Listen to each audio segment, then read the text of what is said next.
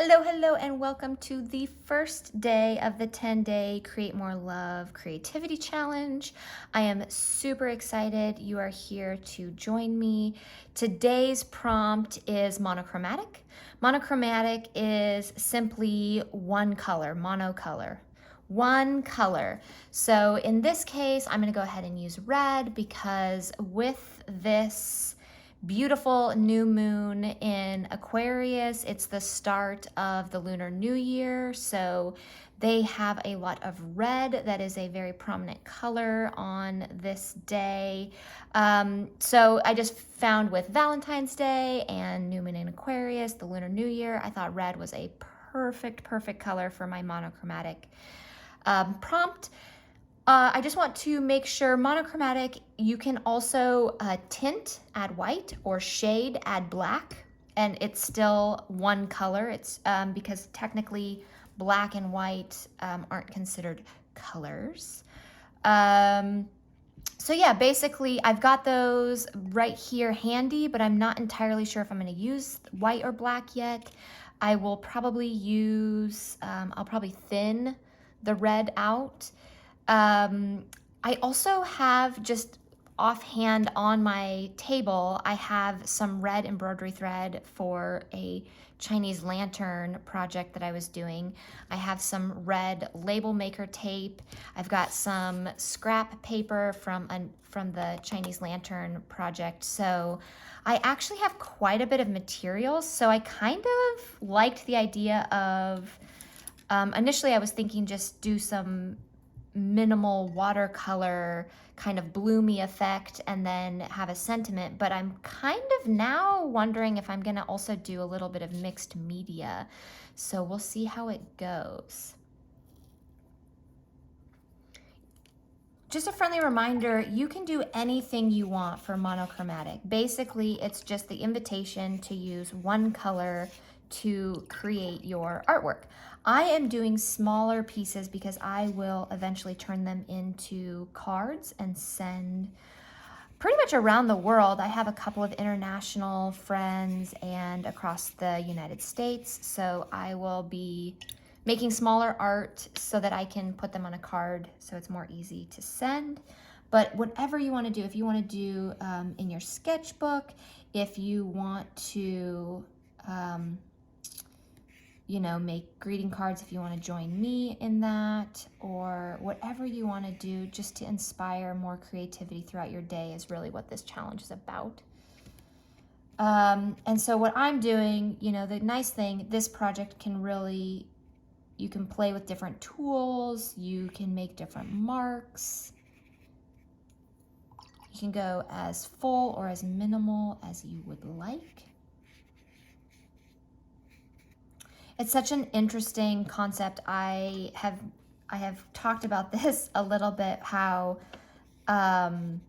red, everything else you add white to it and you get light blue, light yellow, light green, and with red you get pink. It has its own color, which I think is super cool. So basically if you add white to red, you get pink. If you add white to black, you get gray. If you add white to any other color, it's just light that color. So I thought that was pretty funny. So monochromatic, when I was thinking about it, I'm going, well, but if I tint my red, is that technically pink? Does that technically make it a different color? Which is just the brain's way of trying to distract and, make more rules that you have to follow, and, don't let that hold you up. So if you have, if your reds are not the same color red, don't worry about it. If you want to throw in some pink, again, this is literally just inviting you to create more, get in that daily creative habit. I love it. It makes my days better. Okay. So I didn't even use black and white to tint or shade or tint. Tint is with white, shade is with black. I just did I diluted the paint with water. So I'm just adding a little bit, a few more little dabs, and then I will set it aside to dry and then come back and figure out what I want to do. If I want to make some more, if I want to do another layer, if I want to add, you know, some paper. I'm almost thinking that my sentiment will be stamped on this, but I'm thinking that I'll want to use, you know, maybe a white background and then the red label making tape. And then, I don't know. We'll see. I'll let this dry and I'll think about it, and I'll see you back here. So I actually decided I made a little label maker and then used some scrap paper to create the sentiment piece. And then I decided to cut the paper into little hearts. I used my Cricut as just a quick way to get some symmetrical hearts. And then I'm actually going to, because I haven't used, this is new watercolor paper, I am gonna just kind of test out what it looks like when I stitch it, because I don't know how the paper is going to hold up, but it actually looks like it's pretty good. Some paper really struggles, tears and such when you use a needle, but this is actually pretty good. So I just felt like the thread would add a little bit more texture. And then I may even go in on some of these hearts, because when I overlap them, they kind of get lost. And so I may come back in with a darker red around the edges so that they're differentiated from each other when they're standing up. Because I know I'm going to be sending these, I am also aware of weight and dimensionability. Is that the word I'm looking for? Basically, within the United States, using the United States Postal Service, if the card cannot fit through a little specific slot that they have, it's an extra charge. If it's not a rectangle, it's an extra charge. So when I know I'm going to be mailing items, I do try to keep it fairly flat, and I try to avoid any extra weight if I can help it. You know, I'm not going to necessarily, if I create a card using magnets and such, I know that it's going to be a package weight versus just a card, simple stamp, or an additional ounce charge, if that makes sense. In a former life, I'm pretty sure I had something to do with the post office. I absolutely love stamps. I love mailing stuff. I love snail mail. Which is actually why I started creating courses out of the designs I made for making cards, because so many people commented. And though it's not feasible necessarily for me to sell the cards I make, because I take hours and hours making cards, I can provide the cut files and the tutorials, and you can make your own cards for a lot less money, and you get that creative time in. So if that's something that interests you, make sure you're on my mailing list at madmaisha.com, because that's where my web subscribers are the ones that get kind of the heads up.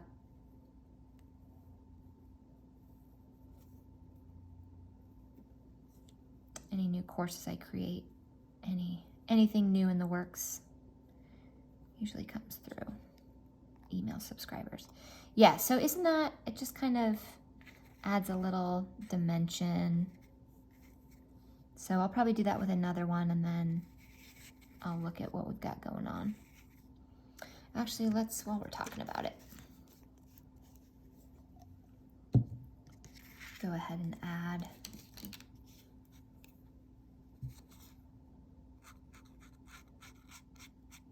You can also do this if you have an ink pad, and then you can just kind of rub it along the edge, and that's a really quick and easy way to edge a piece. This is working out really well too though. If you have thin enough paint, I'm using my Angelus Leather brand paint.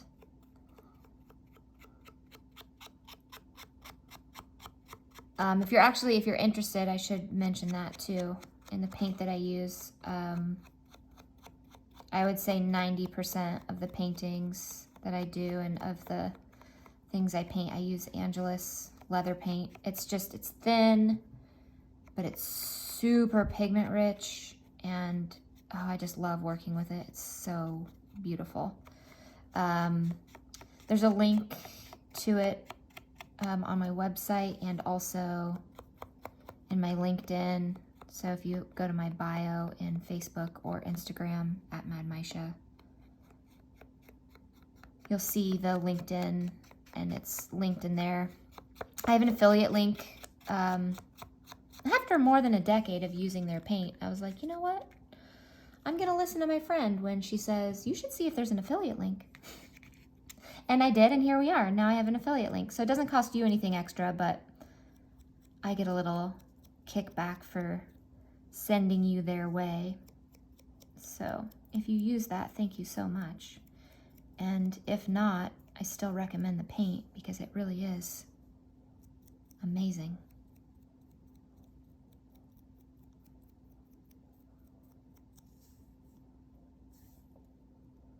Oh, that's fun. So I kind of got a little splatter on the card, and that is super exciting. So I'm actually gonna, or maybe I'll even leave these.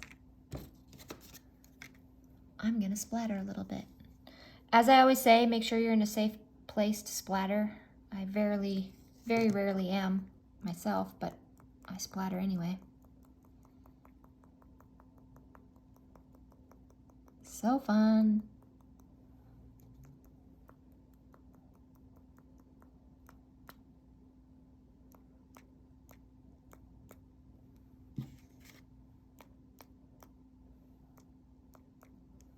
Okay.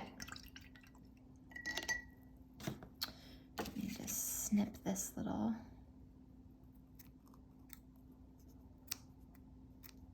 Need better scissors, what I need.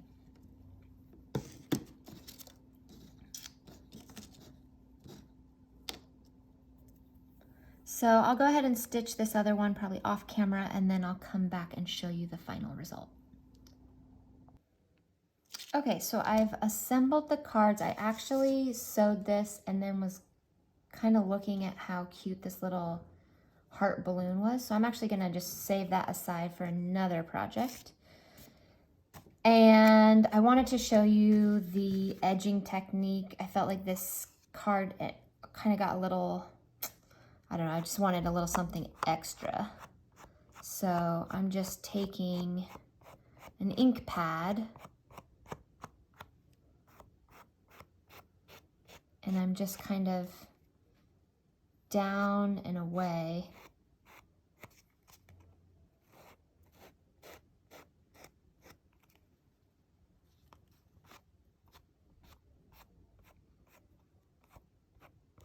And kind of the more pressure you give, kind of the deeper into the card the ink goes.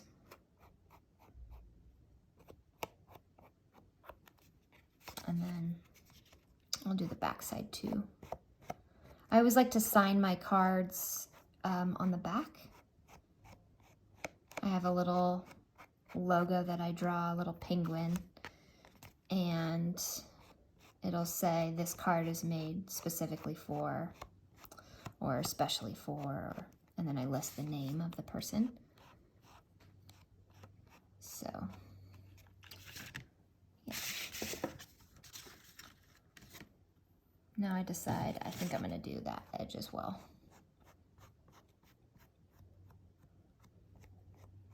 And I made this card a 4x6. A cool thing about making your cards standard frame sizes is that if somebody wants to use it as, they want to frame it, use it as artwork, it's always fun. But so I did a 4x6 card, and I'll write on the inside. But there is, so here's my monochromatic art card, day 1, creating more love, 10-day creativity challenge. So I'd love to see what yours looks like. Like I said, post about it, tag me. If you want to hashtag 10-day creativity challenge or creating more love, I'll be looking at both of those hashtags. So yeah, I look forward to seeing how you took monochromatic and what kind of creativity you got up to. I'm awesome. You're awesome. Let's be awesome together.